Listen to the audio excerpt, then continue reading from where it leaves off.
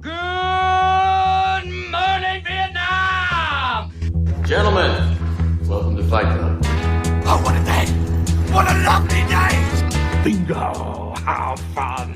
Come with me if you want to live. Yippee-ki-yay, motherfucker. As far back as I can remember, I always wanted to be a gangster. Why so serious? ¡Erica! ¡Erica! Lampone, el pedido es sencillo. Conseguimos una Magnum 357 con balas de verdad. In case I don't see ya. Good afternoon, good evening, and good night. Sean todos bienvenidos, esto es Escrito y Dirigido. Mi nombre es Luis Johnston. Mi nombre es Maximiliano Ross y hoy en Escrito y Dirigido, The Trial of the Chicago 7, o conocida por su título en español, El Juicio de los 7 de Chicago. Escrita y dirigida por Aaron Sorkin con un cast de lujo, con Eddie Redmayne como Tom Hayden, Sacha Baron Cohen como Abby Hoffman, Mark Rylance como el abogado, John Carroll Lynch como Dave Dillinger, Frank Langella como el juez y Joseph Gordon-Levitt como Richard Schultz. El resto de los grandes actores que interpretan a este elenco los vamos a ir diciendo de a poquito a lo largo del episodio porque es un cast muy grande con muy buenas interpretaciones. Es increíble cómo mencionaste a 7 u 8 personas y sin embargo te siguen faltando gente. La verdad que eso es algo que esta película, si algo sobra, es talento en este cast. Y como bien dice el título, esta es la historia de los 7 de Chicago, un grupo de protestantes ante la guerra de Vietnam, acusados de conspirar en la búsqueda de provocar violencia y desatar el caos durante la convención demócrata del año 68 en la ciudad de Chicago, en uno de los momentos más conflictivos de la historia norteamericana reciente. Acá voy a poner un alto y decir, ¿un grupo? Y esta respuesta la vamos a responder en la parte con spoilers. Pero primero hablemos un poco sobre qué te pareció esta película y su relación con lo que esperabas de la misma, porque es una película que veníamos esperando en Escrito y Dirigido. Sí, la verdad es que todo lo que tenga el nombre Aaron Sorkin me llama la atención, creo que a ambos, por lo gran guionista que es el tipo, desde A Few Good Men hasta Steve Jobs, pasando por Moneyball, y ahora recientemente comenzó con esta idea de también querer ser director. Cosa que su anterior película, Molly's Game, para mí no es su fuerte. Esa es la mejor definición. No es su fuerte y me parece que en esta película, si bien mejora, porque la verdad no es una mala película, sino que me gustó mucho y me parece una gran película, hay ciertas cosas que sigo diciendo, Sorkin, si vos te dedicaras a solamente hacer los guiones, te llevas todos los Oscars, hermano. Porque esta película, el guión es fuera de serie y la película acompaña, pero me da lástima porque siento que podría haber sido la mejor del año lejos con otro director. Esa es mi humilde opinión. Maxi, ¿a vos qué te pareció? A mí me gusta él como director.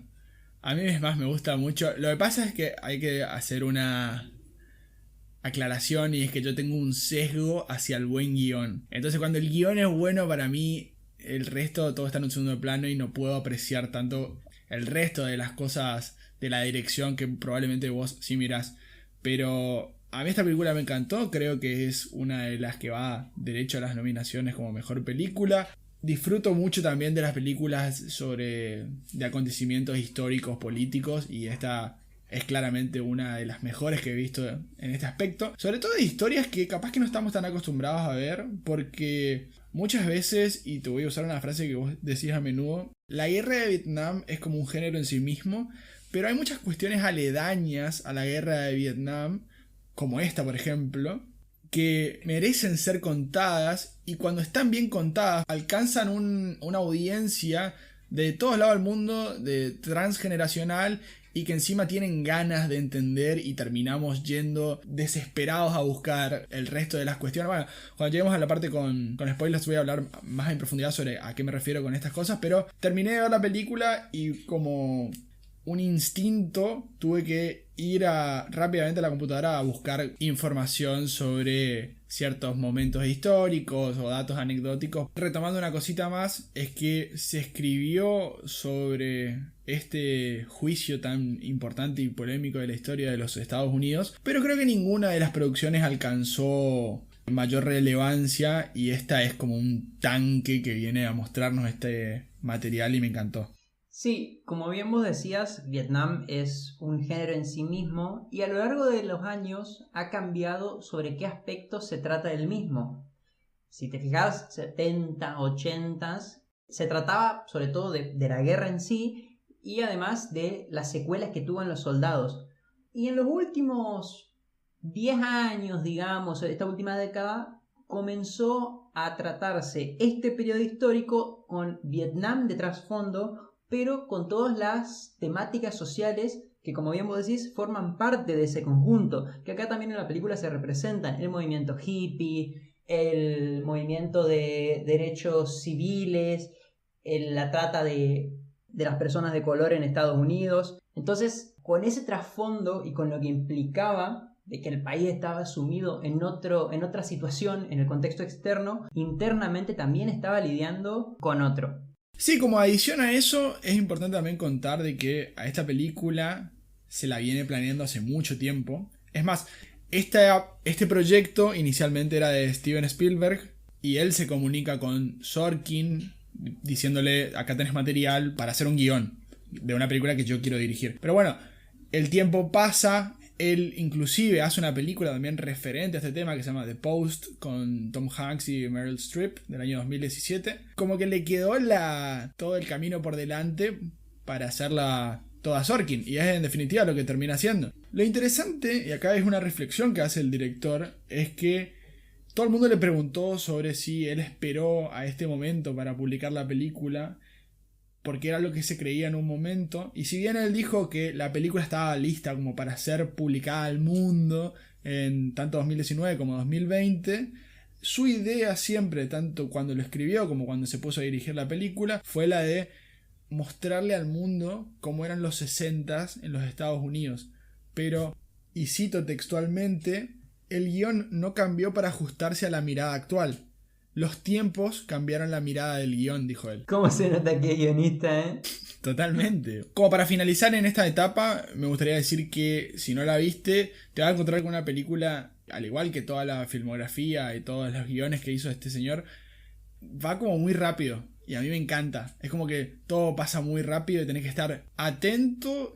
Y hasta te diría, tenés que tener algo de conocimiento a la hora de meterte en esta película. O te va a pasar lo que nos pasó a nosotros dos, que capaz que no es que sabíamos tanto prepo, pero después tuvimos que buscar porque, bueno, te nace eso de querer sacarte la incertidumbre sobre algunos aspectos. Me parece que entonces ya con todo eso dicho es suficiente para esta sección sin spoilers. Si quieren acompañarnos y saber cuántos huevos comen los franceses, vamos a tener que tomar la colina.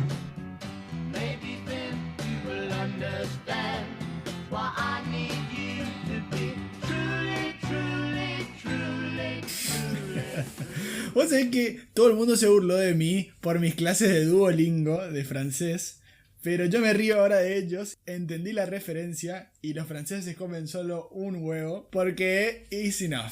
Nota, Duolingo no nos está pagando por esto todavía.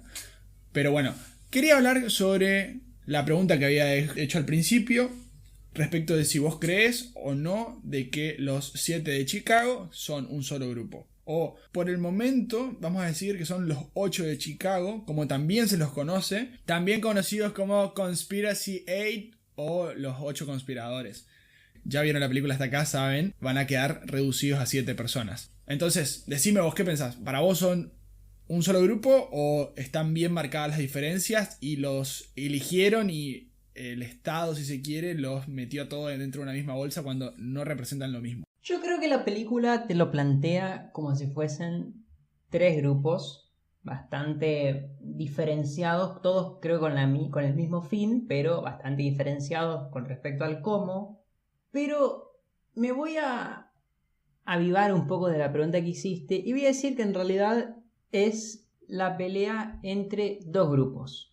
Aquellos que representa John Mitchell, el juez, Richard Nixon y todo el establishment político, y aquellos representados por Ramsey Clark, el que era el antiguo procurador general, el jefe de los fiscales de la nación, y es además quien define durante su mandato la agenda judicial que se llevará a cabo y que del actual, durante la presidencia de Nixon, se transforma en algo bastante político y en una confrontación establecida por estos mismos grupos entre los que decían que el establishment estaba haciendo lo correcto con Vietnam, con cómo estaban manejando el país, y aquellos que decían no, y se rebelaban contra esto, y de acá surge esta disputa.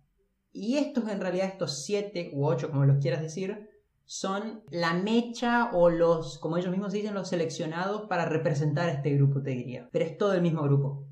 Bueno, estoy parcialmente de acuerdo con vos, sobre todo bueno, la definición del Attorney General o el Procurador General, pero, o sea, me gusta la idea de la dicotomía porque probablemente es lo que más tenga sentido. También me gusta la idea de que, y la película lo deja bien en claro, de que con la presidencia de Nixon me encanta cómo te sitúa en el momento histórico bien apenas entrado en los primeros meses de presidencia de Richard Nixon con la idea del cuadro. Y bueno, obviamente se lo utiliza como elemento de persecución política.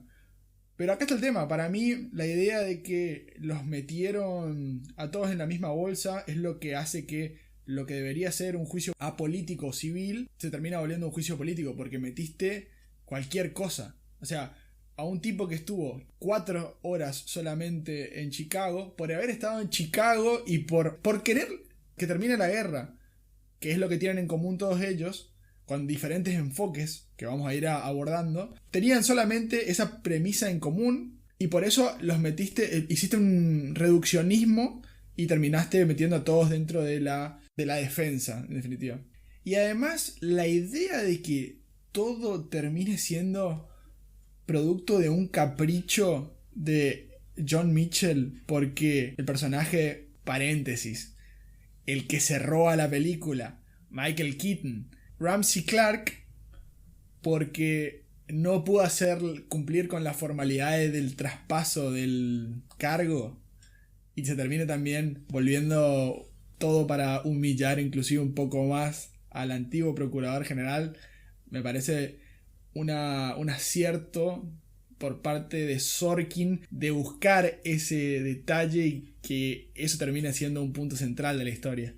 Bueno, pero fíjate que es, por ejemplo, Mitchell quien al comienzo de la película, cuando establece que quiere enjuiciar a estos personajes, él mismo dice, los adultos están de vuelta en Washington y todos estos tipos que nos decían cómo teníamos que pelear la guerra, que no trabajaron y que no hicieron nada al respecto, llegó el momento de que paguen el tiempo, digamos, que no hicieron nada. Además de eso, también podemos agregar de que se nota que están muy contrapuestas las posturas del actual procurador general con el anterior.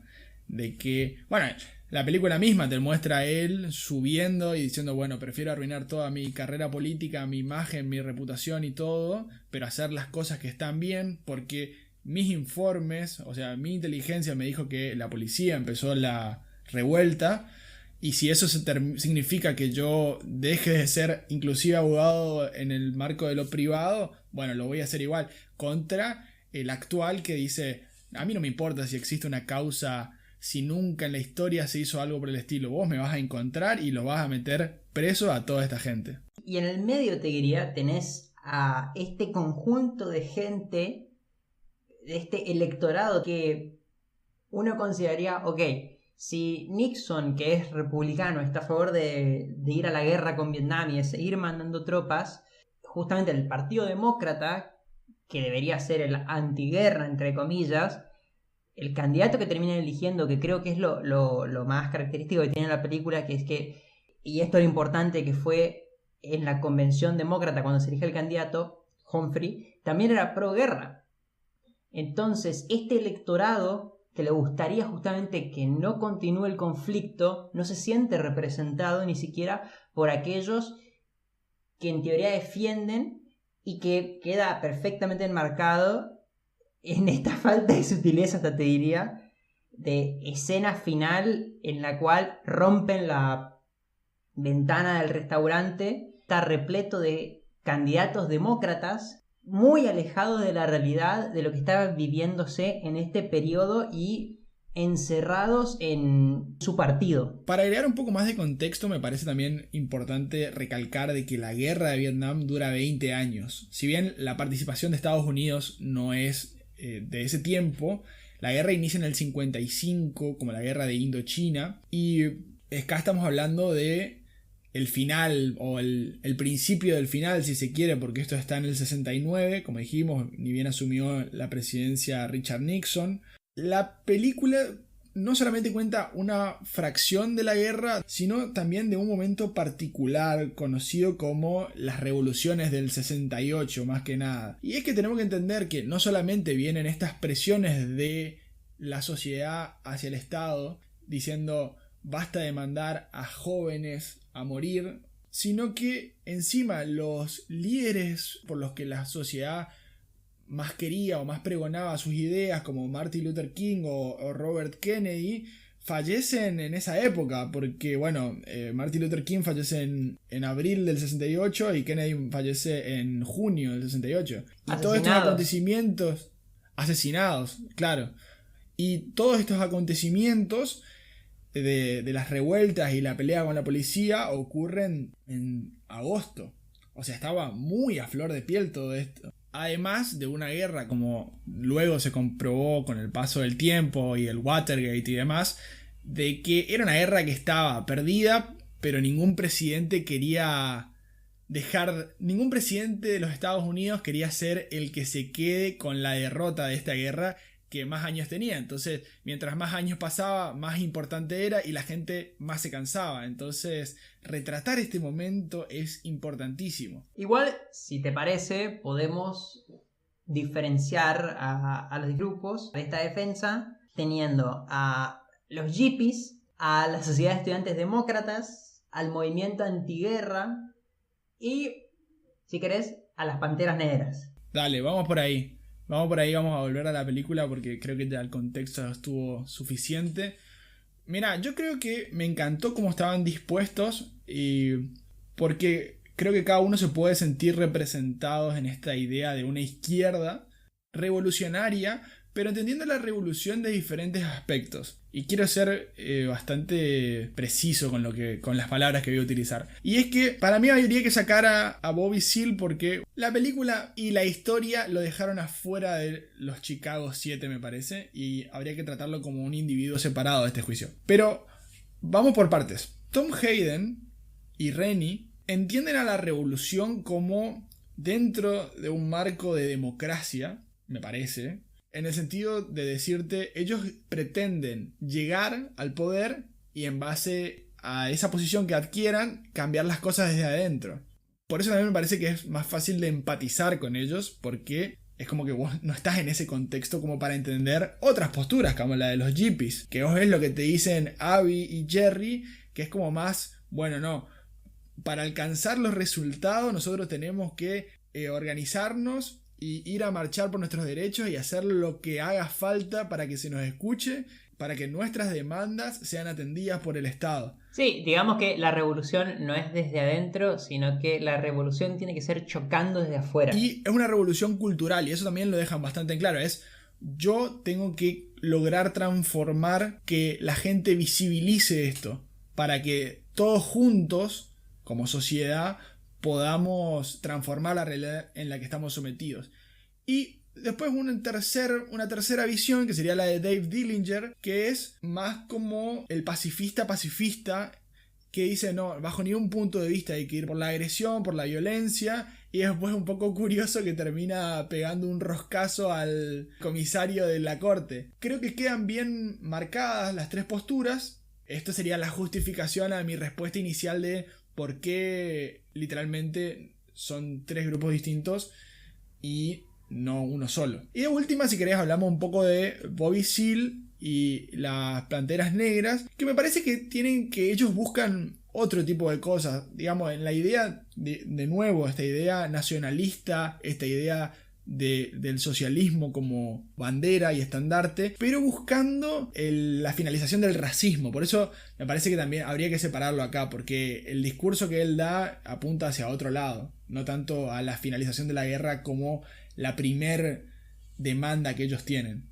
O sí, pero desde una perspectiva de basta de mandar a soldados afroamericanos a pelear la guerra de los presidentes blancos. Sin embargo, creo que tiene una de las mejores y más fuertes escenas que tiene esta película, Bobby Seale, y que en este caso sirve de dar la derecha a Sorkin de que... Capaz que no es la mejor idea darle la derecha en este caso. Está bien, sí, mejor la derecha no.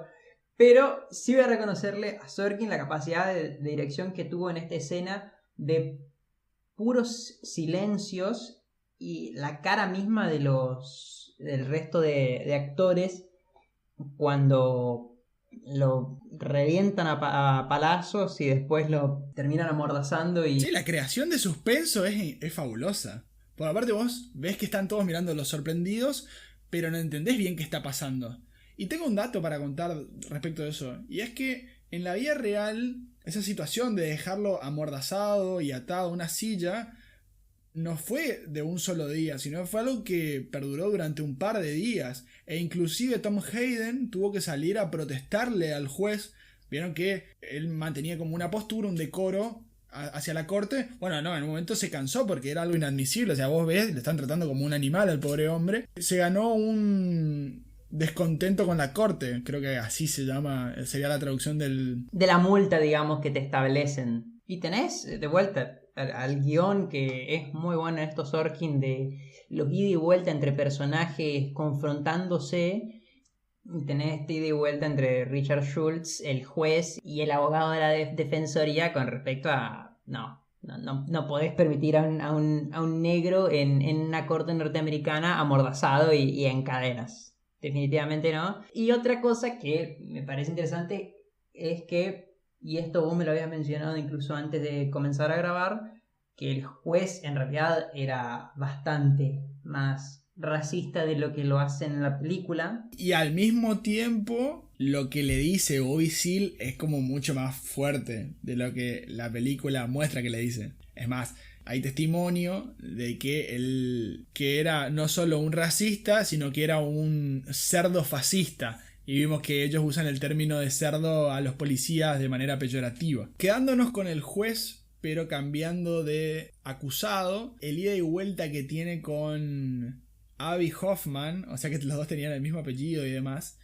es más cómica. Era una relación que iba en los dos sentidos, porque la película te muestra de que ellos llegan con las togas y como que se burlan del juez, que esto pasó, todo lo que vemos pasó, y el juez como que no hace nada. Bueno, en realidad ahí también quedó tipo asentado en el expediente, y es que, por ejemplo, Abby Hoffman le tiraba un beso y el juez le decía algo así como: denegado, la corte rechaza el beso. Como un tono más caricaturesco que se tenían entre sí y no tanto de explosividad en la relación. Sí, incluso llevando una bandera del Vietcong en medio del juicio, requiriendo que se la quiten a la fuerza, ya que no había manera. En fin, todo el juicio fue muchísimo más político y casi cirquero de lo que te muestran. Además, y digo lo último, porque lo vi y me causó mucha gracia, y es que el día de la sentencia, con todo lo emotivo que es la escena final y con todo el telón de trasfondo que tiene y todos los condimentos que la película añade, en la vida real lo que sucede es que Hoffman, cuando se está leyendo la sentencia, le dice al jurado que deberían probar LSD y que si no conocen quién les puede dar, esto de vuelta lo digo, ¿no?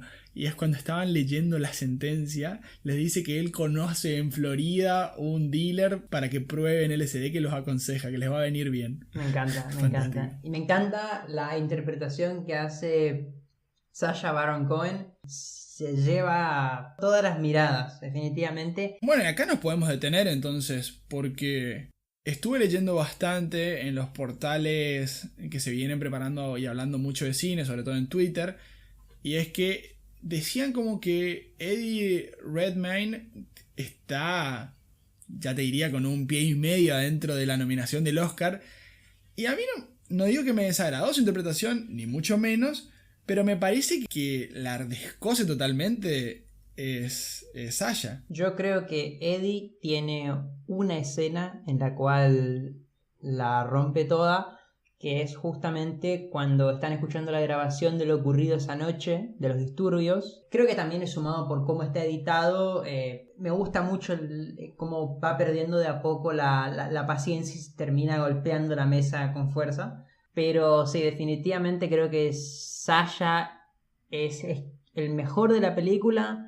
Jeremy Strong, quien es Rubin, también acompaña muy bien, a pesar de tal vez no tener tanto diálogo. Y otro que tiene un papel capaz menos emotivo, pero no menos importante, es Mark Rylance.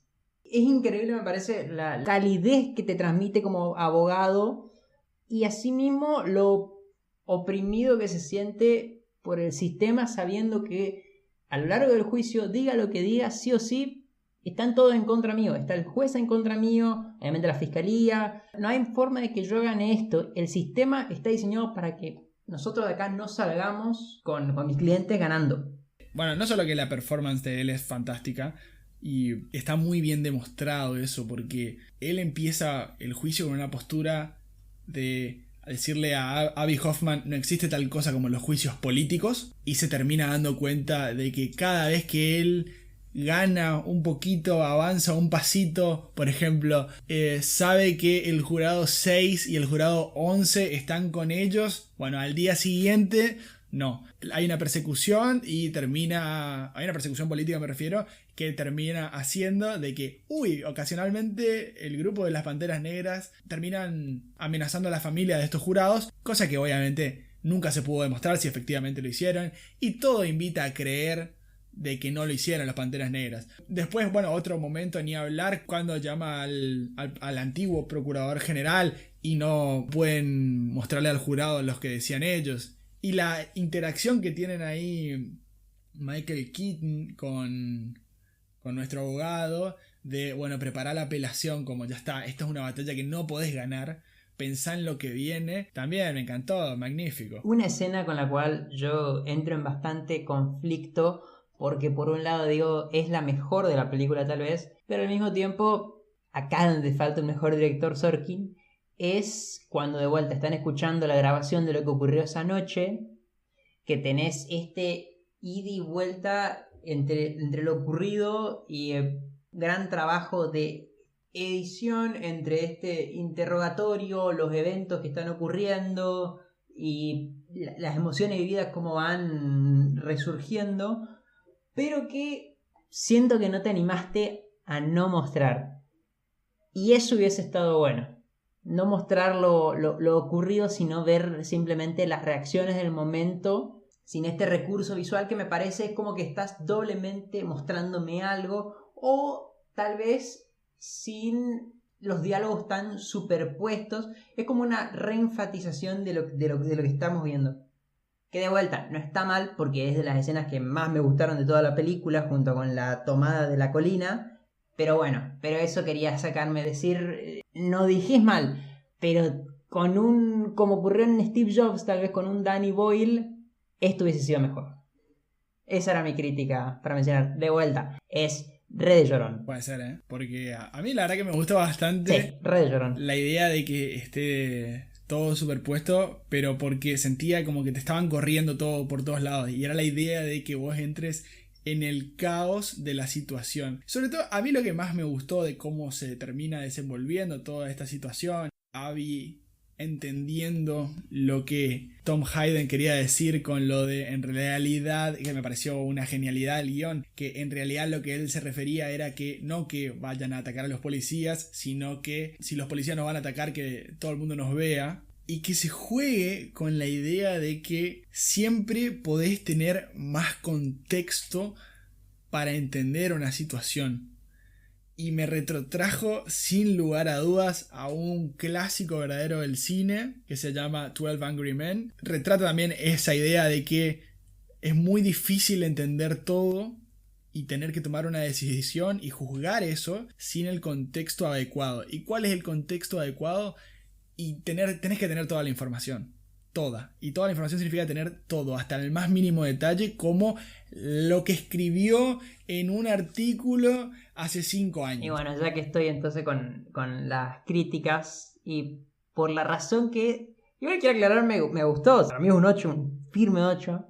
La otra crítica es: no me termina de gustar el final al estilo Forrest Gump. Lo sentí alegre, victorioso. Es el típico final de película norteamericana de cuando uno era más chico, que es como que contradice todo lo que venías estableciendo antes, de que este juicio fue una vergüenza, de que cagaste a las personas que protestaron, de que quisiste mandar un mensaje y era todo político y era todo hacia un lado, y al final como que se ganó algo. Y no, me parece que hubiese quedado mejor tal vez decir: este es el verdadero problema, no hace falta que sea victorioso el final. Esa es mi crítica. Y bueno, como debe ser, yo estoy de la vereda de enfrente, porque yo interpreto que capaz que es cierto. Vos ves después la pantalla en negro y te dice: tuvieron que cumplir cárcel. O sea, no fue tan lindo el final como para estar todos a los gritos y festejando algo,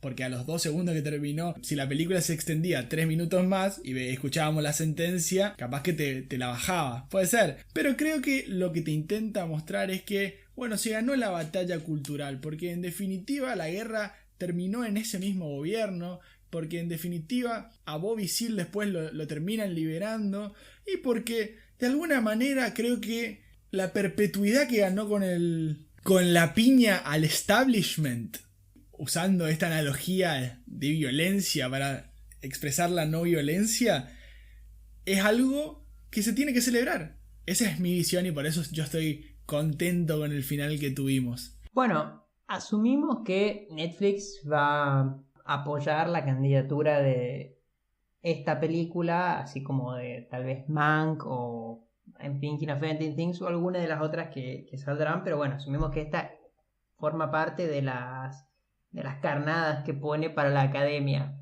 Entonces yo te pregunto, Maxi, ¿en qué le ves potencial para por lo menos estar nominada? Yo creo que en 3 categorías puede estar nominadas y en 2 tiene como muchas chances. Pero bueno, hay que recordar que también estamos en octubre, faltan muchas películas todavía por ser estrenadas, es un año muy particular este 2020 y encima se corrieron las fechas de entrega de los premios, así que todavía hay mucho tiempo para tomar una postura final, pero así digamos preliminarmente yo creo que esta película puede estar compitiendo por mejor película y yo creo que tiene grandes chances en mejor actor de reparto con el personaje de Abby Hoffman, interpretado por Sasha, y por mejor guión también creo que tiene grandes chances.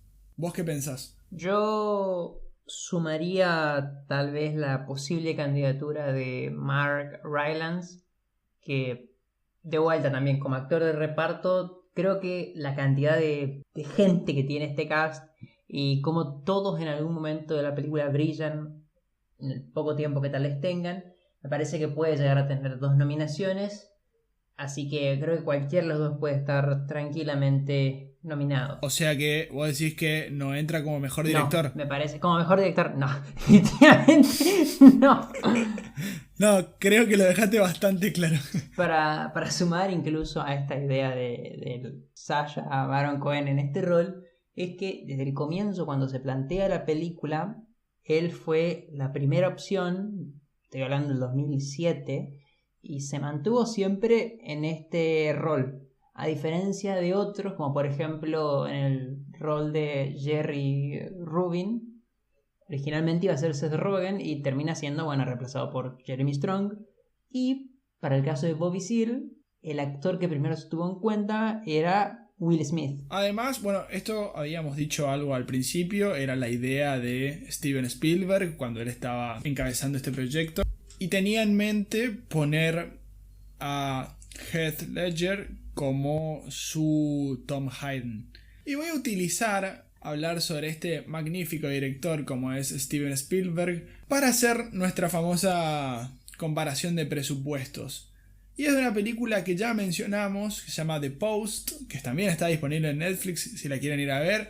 Es muy interesante y trata sobre un tópico similar a este, vendría a ser sobre cómo los presidentes de Estados Unidos durante esta misma época guardaban información a la sociedad, al pueblo, sobre lo que realmente estaba pasando con la guerra de Vietnam y este envío constante de tropas y de jóvenes yendo a pelear sin oportunidad alguna de ganar. Entonces, empezando por el dato de The Trial of Chicago 7, tenía un presupuesto de $35 millones y el presupuesto de The Post es de $50 millones. En un momento se me ocurrió también compararla con The Five Bloods porque, bueno, al tratar de también la guerra de Vietnam y ser del año 2020 tienen ciertos puntos de contacto, aunque desde otra perspectiva, sería más de una perspectiva de lo que hubiera querido quizás